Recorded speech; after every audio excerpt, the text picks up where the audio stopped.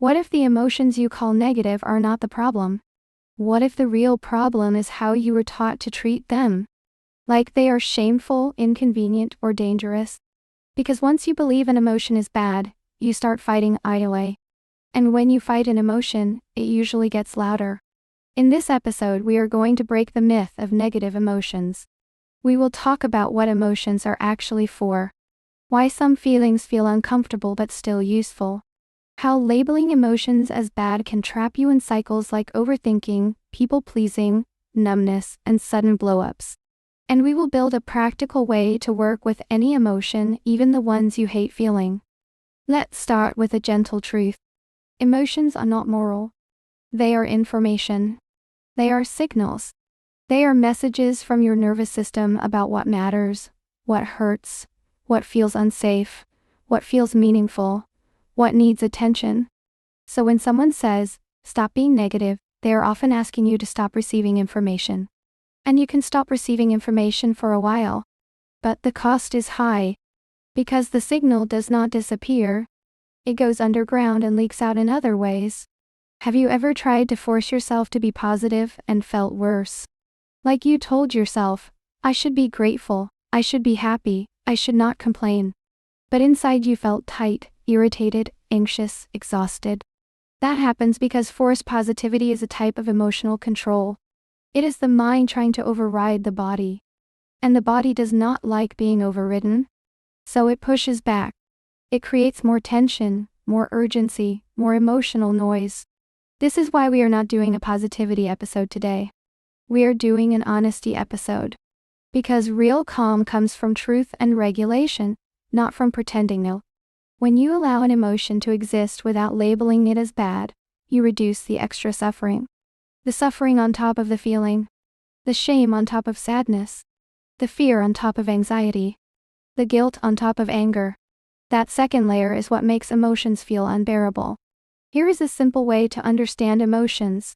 Think of your emotions like dashboard lights in a car. A light comes on, it is not trying to ruin your day. It is trying to tell you something needs attention. If the oil light comes on, you do not hate the light. You check the oil. If the engine light comes on, you do not shame the light. You get information. You take action.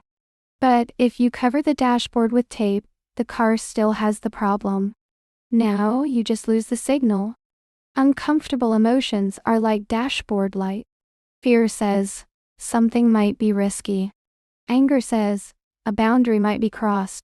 Sadness says, something matters and something was lost. Shame says, I fear rejection or exposure. Guilt says, I violated my values and I want to repair. Loneliness says, I need connection. Boredom says, I need meaning or stimulation. Jealousy says, I fear losing something I care about. Disgust says, something feels unsafe or toxic for me. None of these are evil. They are signals. The goal is to read the signal, not to worship it, not to obey it blindly, and not to erase it. To read it. Have you ever wondered why some emotions feel heavier than others? Why joy feels welcome but sadness feels like a threat? Why calm feels good but anger feels scary? A lot of that comes from childhood messaging. Some of us learned. Crying is weak. Anger is disrespect. Fear is embarrassing. Needs are too much. If you grew up with those rules, you may have learned to label certain feelings as negative. Not because they were truly bad, but because expressing them was unsafe in your environment. So as an adult, you might still carry that rule. If I feel this, I am wrong. If I feel this, I will be rejected. If I feel this, I will lose control. And that belief makes the emotion louder. Because now the emotion is not only a feeling. It is a threat to belonging. This is why the myth of negative emotions is powerful. It turns normal human signals into shame triggers. And shame triggers are sticky. Let's clarify something important. An emotion is not the same as a behavior. Anger is not the same as yelling. Jealousy is not the same as controlling someone. Fear is not the same as avoiding life. Sadness is not the same as giving up. Shame is not the same as truth. You can feel anger and still speak respectfully. You can feel fear and still take a calm step forward. You can feel jealousy and still communicate honestly. You can feel sadness and still care for yourself. When people say negative emotions are bad, what they often mean is, I have seen people behave badly while feeling those emotions. But the emotion itself is not the crime. The emotion is energy and information. Behavior is choice. So today, we separate them. We respect emotions as signals. And we train behavior as skill. That is emotional maturity. Now let's talk about what happens when you label emotions as negative. Most people do one of three things. They suppress, they avoid, or they explode. Suppression is pushing it down. I am fine. I do not care. It is not a big deal. Avoidance is escaping. Scrolling, working, eating, sleeping, distracting, overthinking. Explosion is the pressure finally bursting. Snapping at someone. Crying out of nowhere. Panic rising suddenly. Shutting down completely. All three make sense. They are strategies the nervous system uses when it believes the emotion is unsafe. So if you have these patterns, it does not mean you are broken. It means your system learned that feelings are dangerous. And it built defenses. The goal is not to remove defenses by force. The goal is to teach the nervous system that feelings can be tolerated. Then the defenses soften naturally. Here is a phrase that can change your relationship with emotion. Uncomfortable does not mean harmful. Uncomfortable does not mean wrong. Uncomfortable often means important. When you feel sadness, you are touching meaning. When you feel anger, you are touching a boundary. When you feel fear, you are touching risk and uncertainty. When you feel guilt, you are touching values. When you feel loneliness, you are touching attachment. These are human, not negative. The reason they feel uncomfortable is because they demand attention. And attention can feel like work. So the mind says, I do not want this. But you do not have to want it. You only have to stop making it your enemy. Let's start with the emotion most people fear, anger. Anger has a bad reputation. Because people associate anger with violence, cruelty, yelling. But anger at its core is often protective energy. It says, something matters to me. Something feels unfair. Something feels unsafe. Something crossed a line. Anger becomes destructive when it is mixed with overwhelm and lack of skill.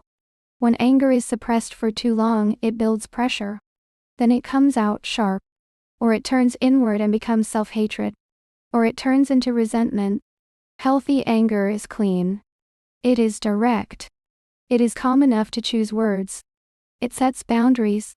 It protects dignity. So if you have anger, do not shame it. Ask it a question. What boundary needs attention? What value is being violated? What do I need to protect? A simple anger sentence is, I feel angry because this matters. And I need respect, space, clarity, or a change. Anger becomes wise when it turns into a boundary request instead of an attack. Now sadness. Sadness is not weakness. Sadness is the emotion of meaning. You do not feel sadness about things you do not care about. Sadness shows you what mattered, what you loved, what you hoped for, what you lost. Many people fear sadness because they think it will swallow them. So they label it negative, and they numb it to you. But sadness that is allowed often moves like a wave. It rises, peaks, and softens. Sadness that is suppressed can turn into heaviness, numbness, fatigue, and quiet despair. Sadness also asks for comfort. Not solutions first, comfort. A warm drink. A shower. A slow walk. A friend and a gentle day. Rest. When you treat sadness as negative, you deny yourself comfort. When you treat sadness as a messenger, you give yourself care. And care is what helps the wave move through. Now fear. Fear is not your enemy. Fear is your survival system doing its job. Fear says, be careful. Fear says, slow down. Fear says, this might matter. The problem is not fear. The problem is when fear becomes the only voice you obey. Because fear can be overly sensitive. Especially if you grew up with unpredictability, criticism, or trauma. Then fear learns to scan constantly. But fear has wisdom inside it. It points to what you value. If you fear failing, you value competence. If you fear rejection, you value connection. If you fear losing control, you value safety. So instead of labeling fear as negative, you can translate it to: fear is showing me what I care about. Now, what is one small safe step I can take anyway? Courage is not absence of fear. Courage is skillful movement with fear present too. Now, shame. Shame is one of the most painful emotions. And it is the one most likely to be labeled negative. Shame says, I am bad, I am unworthy, I should hide. But shame is often not truth. Shame is a social survival alarm. It fears rejection. It fears humiliation. It fears being exposed and left alone. Shame often comes from environments where mistakes were punished harshly, or where love felt conditional. So shame became a way to control behavior. If I feel ashamed enough, I will never mess up again. But it does not work long term. It creates anxiety, perfectionism, people-pleasing, and hiding. A healthier approach is to name shame and separate it from truth. This is shame. Shame is loud. Shame is not a fact. Then you move toward repair. What can I fix? What can I learn? How can I speak to myself with respect? Shame shrinks when met with compassion and accurate reality. Now, guilt. Guilt is different from shame. Guilt says, I did something wrong. Shame says, I am something wrong. Guilt can be useful because guilt points to values. It says, I care about being fair, kind, honest, and I want to repair. If you label guilt as negative and you suppress it, you can become numb to your values. Or you can carry guilt as chronic self-punishment. But guilt is meant to lead to repair, then release. Repair might be an apology, a change in behavior, a conversation, a boundary. Then you let it go. A healthy guilt sentence is, I do not like what I did. I will repair what I can. I will learn. And I will not destroy myself. That turns guilt into growth instead of a lifelong sentence. Now, jealousy and envy emotions many people feel ashamed to admit it. Jealousy often fears losing something you care about. Envy often notices something you want. These emotions are not proof you are bad. They are proof you are human. Jealousy can be a signal. I need reassurance, clarity, safety, or trust. Envy can be a signal. I have a desire I have ignored. I want growth, success, freedom, beauty, love, recognition. If you label these emotions as negative, you hide them. Then they leak out through passive aggression, control, comparison, or self-hatred. But if you name them, you can work with them. I feel jealous because I fear losing connection. What would build trust here? I feel envy because I want that life. What is one step toward my goal? Naming turns shame into direction. Now, loneliness. Loneliness is not weakness either. Loneliness is the nervous system saying, I need connection. Humans are wired for belonging. So loneliness is a signal, not a flaw. But loneliness can be complicated. Sometimes you can be surrounded by people and still feel lonely. Because loneliness is not only about presence. It is about being seen, understood, safe. So loneliness might point to a need for deeper connection. Or a need to be more honest. Or a need to choose relationships that feel nourishing. Or a need to connect with yourself again. If you label loneliness as negative, you might numb it. Or you might cling. Or you might settle for low-quality connection. But if you name it, you can respond gently. I feel lonely. What is one small connection I can create today? A message. A walk with someone one. A community space. A conversation where I tell the truth. Now, boredom. Boredom is not laziness. Boredom is often a signal that your attention needs meaning or challenge. Sometimes boredom appears when life is repetitive. Sometimes boredom appears when you are avoiding a deeper feeling. Sometimes boredom appears when your nervous system is understimulated. Sometimes boredom appears when you are overstimulated and shut down. So boredom is a message. This is not feeding me. Or this is too much and I need a different pace. Or I need play. Or I need creativity. Or I need rest. If you label boredom as negative, you shame yourself. Then you escape into quick dopamine, endless scrolling, impulsive choices. But if you name boredom, you can choose a healthier response. A walk. A small creative task. A change of environment. A meaningful goal for the day. Now here is the big shift that ends the myth. There are no negative emotions. There are comfortable emotions and uncomfortable emotions. There are emotions that feel pleasant and emotions that feel unpleasant. But unpleasant does not mean bad. Unpleasant often means important. Emotions are like messengers knocking on your door. If you slam the door, they knock louder. If you open the door and listen, they deliver the message and often leave. Not always instantly. But the relationship changes. So the question becomes, how do I open the door without letting the emotion take over my whole house? That is regulation. Here's a simple process you can use with any emotion. Name it. Locate it in the body. Allow it to exist for a short window. Then ask what it needs. Then choose a small wise action. Name it. This is anxiety. This is anger. This is sadness. Locate it. Tight chest, heavy stomach, hot face. Allow. I can let this be here for 60 seconds. Then ask, what is this emotion protecting or pointing to? Need for rest. Need for boundary. Need for clarity. Need for connection. Need for repair. Then choose one small action. One message. One pause. One breath. One boundary sentence. One step toward your goal. This is how you turn emotion into guidance instead of chaos. Now let's talk about why labeling emotions as negative increases suffering. Because it creates a second emotion on top of the first. You feel anxiety. Then you feel shame about anxiety. You feel sadness. Then you feel guilt about sadness. You feel anger. Then you feel fear about anger.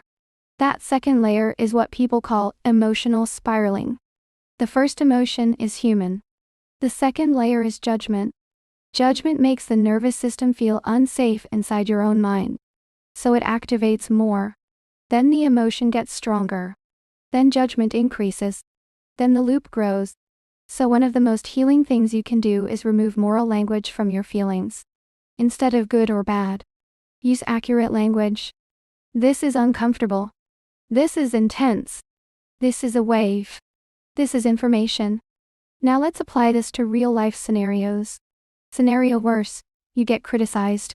Your body reacts, heat in face, tight throat. Emotion appears, shame, anger, fear. If you label these as negative, you might over-apologize, shut down, or attack it. But if you name them without judgment, this is shame, this is fear. Then you regulate. Long exhale, shoulders down. Then you respond. Can you tell me what specifically you want to improve? Now you turned emotion into a skillful conversation. Scenario 2. You feel anxious before a presentation. If you label anxiety as negative, you might avoid procrastinate self-sabotage. But if you name it as normal activation, this is fear, this matters. Then you choose one small step. Practice your first sentence. Breathe. Ground your feet. Anxiety becomes energy, not an enemy. Scenario thread. Relationship tension. Someone is distant. You feel anxiety, then jealousy, then anger. If you label these as negative, you might panic, text, or accuse. But if you name them, I feel anxious and insecure. Then you ask for clarity. Hey, I noticed you have been quiet. Are we okay? Can we talk later? Naming turns chaos into communication. Now let's talk about emotional avoidance, because this is where the myth really damages people.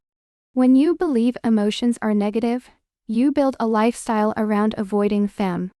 Avoid hard conversations.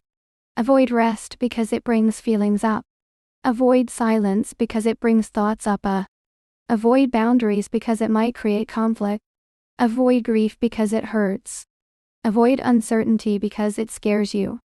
But Avoidance teaches the nervous system a dangerous lesson. This emotion is too big for me. So the nervous system makes it bigger. Because it thinks we must escape at all costs. This is why anxiety grows when avoided. This is why anger explodes when suppressed. This is why sadness turns into numbness when ignored. Avoidance is not peace. Avoidance is temporary relief that grows the fear long term. Working with emotions is the path to real calm. Here is a short practice you can do daily to weaken the myth. It is called the 1-minute permission. Once a day, pause and ask, what emotion is present right now? Name it. Then say, you are allowed to be here for 60 seconds. Then breathe slowly and feel your feet. Do not analyze. Just allow. After 60 seconds, choose one small supportive action. This practice teaches your nervous system. I can feel without collapsing. And that is the foundation of emotional strength. Now let's talk about how to handle intense emotions without being controlled by them. Because some people hear, emotions are not negative, and they worry. So do I just feel everything and do nothing? No. You can respect an emotion without obeying it. You can honor a feeling and still choose your behavior.